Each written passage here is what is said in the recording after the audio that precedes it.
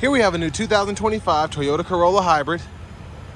This one comes in the LE trim level in ruby flare pearl. And then we have black cloth interior.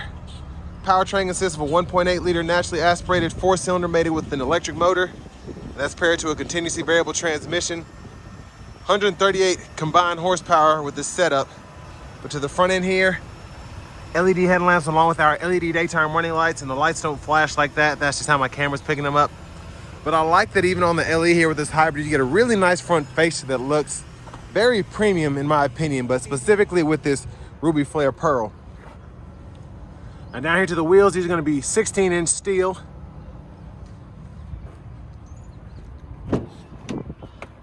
Up to the door panel, power door lock controls, power mirror controls. We have our rear window locks, one-touch up and down windows on all 4 doors. Bottle holders are there. Auto high beam toggle, gas cap release, hood release, trunk release. This one does have the all-weather floor mats, which I love. But there's our manual 6-way driver's seat, so we can pump the seat back, forward and back, the seat bottom up and down, and then the seat bottom back and forth there. But I want to give a huge shout out to John Roberts Toyota here in Manchester, Tennessee for allowing me to review this car today. I'll leave a link below in the description. If you're looking to find the best price on one of these closer to home new, click that second link down below. It takes just a minute to fill out your information. I'll make sure the local dealers are fighting to get you the best price on this or whatever new vehicle you might be interested in. But I have the seat up front adjusted for someone of my size, being 6'3" with longer legs, excuse me, in my driving position. So we're gonna see how I can sit behind myself in the back. It's kind of a step down, but decent space here for a Corolla. I think this is actually really good. USB-C ports are here. There's a look at the front from back here. We do get the LED lights throughout.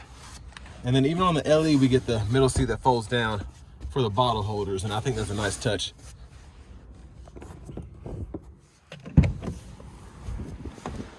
Now for the child locks, you can activate those, lock, unlock there.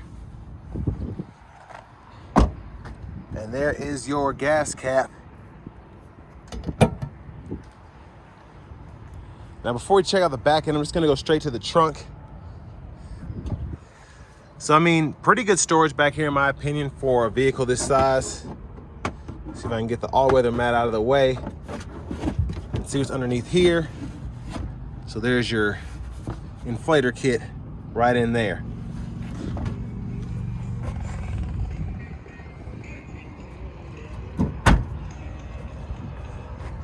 But there's a look at the back end. And those taillights are LED. There's your exhaust. And as we come around to the rear passenger side,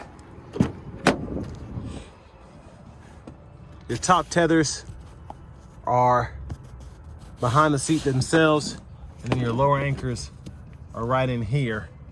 And if you want to fold the seat down, push either here or here. And then it's kind of hard to do with one hand, but that'll fold flat. You can run longer objects through to the front, and then pretty easy to just pop it back into place. Now, front passenger seat, manual 4-way. Glove compartment here. Owner's manuals are still in this one, and we even have the original window sticker here as well.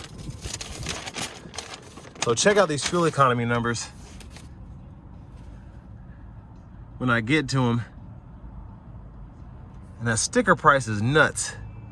Only $26,049 to get 53 miles per gallon. That is incredible in my opinion, especially with the 5-star crash test ratings as well. That is impressive.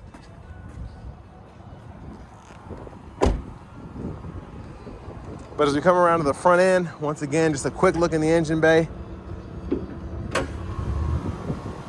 And again, that's a 1.8 liter 4-cylinder paired with an electric motor.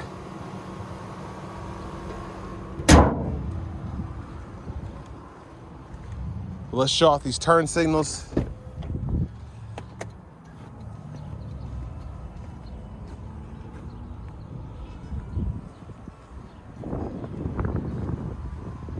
And there are the LEDs in the front. Let's hop in the driver's seat. The gas engine just cut back on after it's been off for a while. So I actually like the hard vinyl steering wheel here. It has a nice look to it. There's the horn.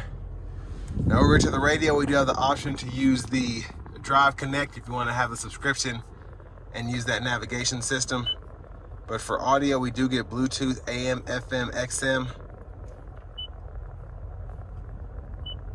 And then you have the Apple Music, Amazon Music, all of that there.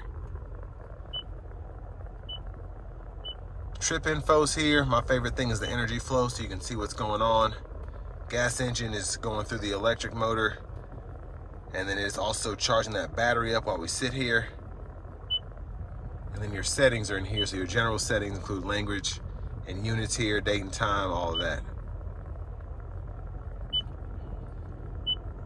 And then you do have your apps and whatnot there. Now backup camera right there. Hazards. Down here you get single zone automatic climate control, so you can set that auto mode there, adjust fan direction here, fan speed here, then temperature, turning the knob. USB-C port there, storage. Behind the shifter, you can hit this drive mode button to go between normal and eco. You have your traction control toggle and then your EV mode, so you can turn that on or off. Battery has to be at a certain percentage for the EV mode to work though.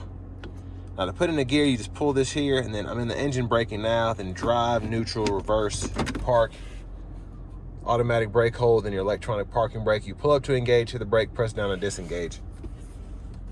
Center console cubby space has another USB-C and a 12 volt. There's a look at the back seat from up here. And then lights for the front, SOS. There's your vanity mirror. Now back to the steering wheel. Left side stock, blinkers, high beams. You can flash there, and then you have your low beams, auto, daytime running lights off there. Again, those auto high beams are right here, and you can toggle those on or off. Intermittent wipers on the right side, one time off, intermittent low high. And then to the steering wheel itself, Bluetooth button. These 4 arrows and this back button go through the digital part of the gauge cluster. You can see the average of this. It's 48.2 miles per gallon. That even includes all the time I've been sitting here doing nothing. So very good fuel economy. And then if you want to fool with anything here, like the lane departure, all of that, you can cut that on. Volume, voice recognition. This goes to your audio sources, track list, radio station presets. And then with the driving support system, you can go between adaptive and then standard cruise here, and you can turn on the lane system there, adjust the gap there. And then once everything's activated, push this and you'll get that driving support system fully enabled there. And then this button down here just shows you the trip meter down below. And here's our key in the ignition. But next, let's go ahead and take this 2025 Corolla Hybrid LE out on the road for a test drive. So starting the test drive in the Corolla Hybrid here, decent pickup. You do have a CVT, so it's not necessarily shifting, but it is kind of keeping the engine revs at a certain position based on throttle response. I really like it in the Corolla Hybrid specifically because that's what enables you to get that 53 miles per gallon in the city, just not having the shift points, things of that nature. But then on top of that, just having the EV mode as well is nice. But I have it in Eco now, and the Eco mode does dial back the throttle borderline substantially. You can feel it, but I mean, the car is not necessarily fast to begin with, so you could drive it in Eco most of the time.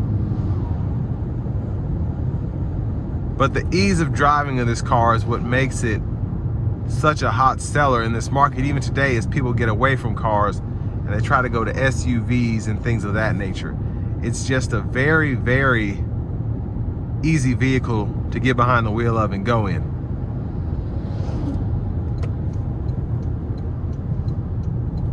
Relatively quiet as well for it to be doing all that it's doing, going between the electric motor and the gas engine and just the CVT, all of that.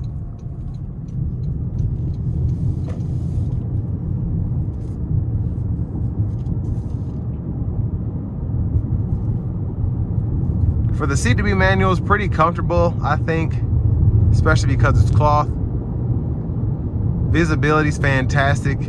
Can't even see the hood from my position now. And then just having the A-pillars with that window there in the front, it really does make it easier to see out of this thing. Specifically with us not having blind spot monitors, so that's a nice help there. Now, as I came out of the corner and I kind of let off the gas a little bit, I was in EV mode for a second, and you'll get that EV indicator pop up here, like in the upper right-hand corner. But it was only on for a second. And that's where this energy monitor also comes in handy. You can pull it up on the digital part of the gauge cluster here, but I like to go into the actual screen, have it nice and big there, and you can see that the electric motor is now powering it. So EV mode's on here, and you see that kind of yellow showing you the battery's powering that motor, and the motor is what's driving the wheels right now.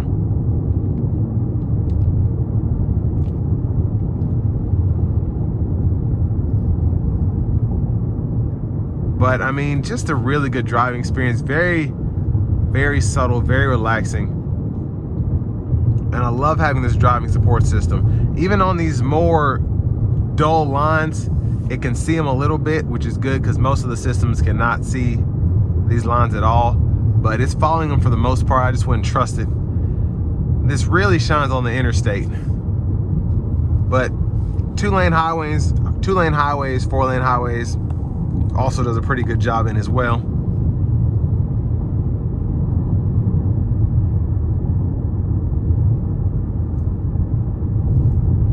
But tire pressure monitors are here.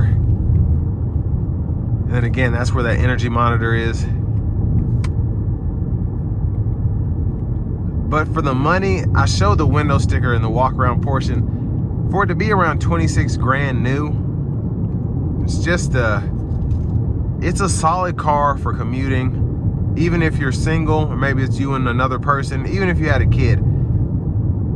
The ease of driving for this is fantastic, but especially just the safety ratings, the fuel economy, even somewhat the performance, because this feels quicker than a Prius to me for about the same fuel economy. And I also just like how this looks a little bit better. Now the higher trim level would be more ideal, but an LE compared to an LE Prius, I'd take this all day. But an XLE Prius, I'd take that over an LE Corolla Hybrid.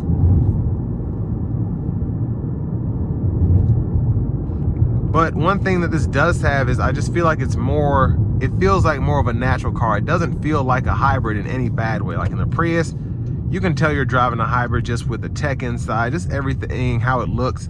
But here, this feels like a regular Corolla. And then you just have the added benefits of the fuel economy with the hybrid powertrain.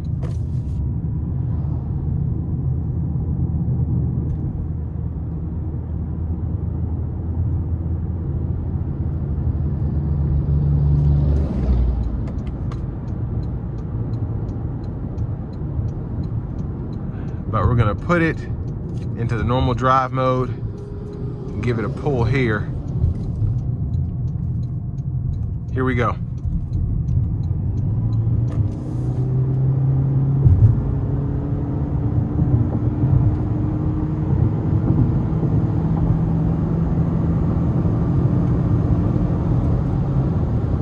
So I mean, it gets up to speed very nicely.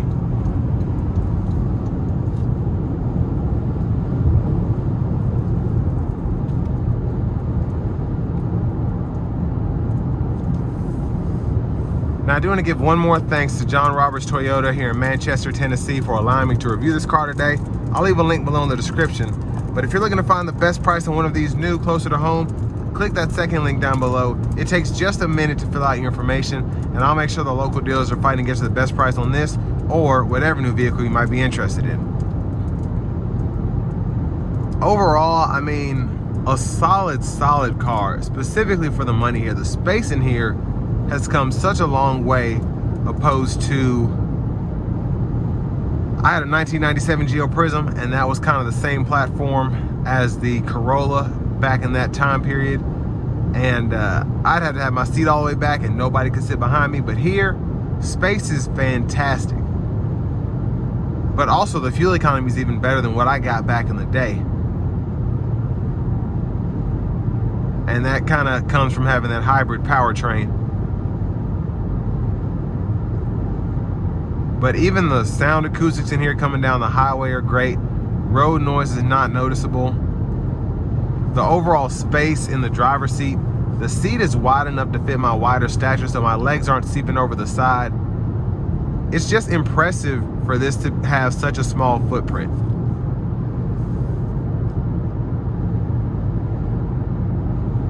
Me personally, I'd probably go up to get soft text or even upgraded aftermarket, something like that, but all the features are more than enough. Single zone automatic climate control is good. I don't necessarily need push button start. I have the driving support system with the lane centering and adaptive cruise, so not missing that. It's just a good solid car straight from the factory. And I always like to play the game with hybrids where I like to see how much juice I can get in the batteries and just how far I can go on them just using the EV power.